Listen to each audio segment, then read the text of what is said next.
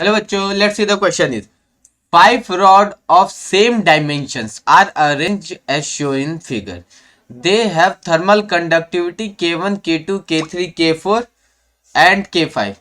When point A and B are maintained at the different temperature, no heat flow through the center rod if. Yeah, the option A is K1 equals to K4 and K2 equals to K3. Option B is K1 K4 equals to K2 K3.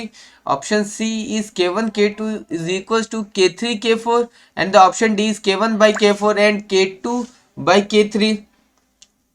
Okay तो देखो हमें question में क्या बोला गया है कि ये हमें कॉन्फ़िगरेशन दिया गया है। एक कॉन्फ़िगरेशन में हमें बताया गया है कि सभी के डायमेंशन सेम है, तो हमसे K1 K2 K3 K4 और K5 के बीच का रिलेशन पूछा गया। ओके सो देखो बोला गया when the point A and B, point A और बी को डिफरेंट टेम्परेचर पे रखा हो गया। तो देखो अब वो ये बोल रहा है कि नो, इस सेंट्रल रॉड में हीट फ्लो नहीं होगा। तो हम देख रहे हैं कि जो अगर सेंट्रल रॉड इस K5 में, इस सी से डी में कोई when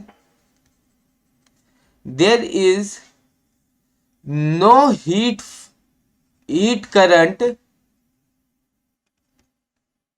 is flow between C to D or D to C, then the configuration will be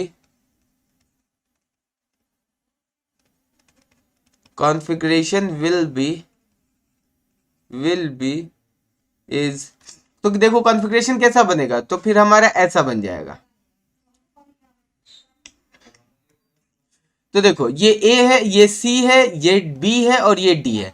तो देखो जो हीट करंट, मान लो इधर H1 करंट जाएगा, हीट करंट इधर H2 जाएगा, इधर मान लो H3 जाएगा और इधर H4 जाएगा। ठीक है, तो हमारा देखो अब A से C और C से B क्या है, ये सीरीज कॉम्बिनेशन में, तो इसमें जो हीट फ्लो होगा H1 बराबर H2 वो सेम होगा। तो हीट फ्लो यानी Q upon T A to C is equal to होगा Q upon T C to B, यानी A से C में जो हीट जाएगा वही C से B में भी हीट जाएगा, because they are in the series combination. So अब देखो इसकी कंडक्टिविटी कितनी है, K1 A T A minus TC upon L is equal to K2 A।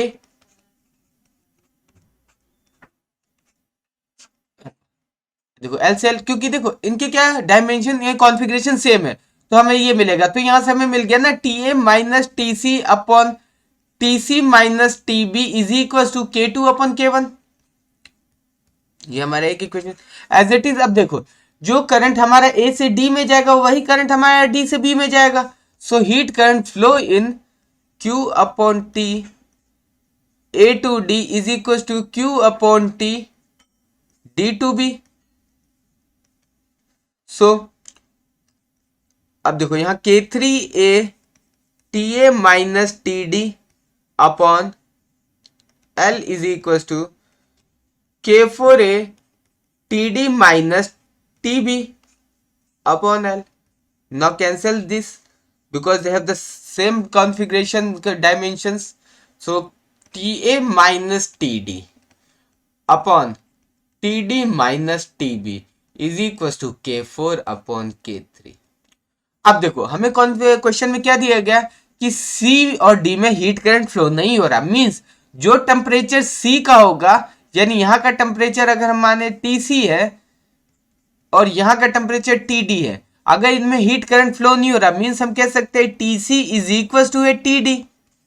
तो हम ये वैल्यू उठा के या तो इक्वेशन 1 या इक्वेशन 2 किसी में ही पुट कर सकते हैं। हमने इक्वेशन TC बराबर TD हमने इक्वेशन 2 में पुट कर दिया, तो ये हो जाएगा हमारा TA minus TC upon TC minus TD is equal to K/4 upon K4 upon K3। Now equation 1 and 3 we can say that कि जब इनका LHS सेम है तो इनका RHS भी सेम होगा। तो हमारा कितना हो जाएगा K2 upon K1 is equal to K4 upon K3। So we can say that K1 K4 is equals to K2 K3. Now let's check the option is A is equals to K1 is equals to K4 and K2 is equals to K3. That is the wrong answer. Option B is K1 K4 is equals to K2 K3. That is the correct answer. Option C is K1 K2 is equals to K3 K4. ये भी गलत है. And the option D is K1 by K4 is equals to K2 by K3. अगर इसको भी solve करेंगे तो K1 K3 K2 K4 ये भी गलत है हमारा. So the required answer is K1 K4 is equals to K2 K3. Best of luck.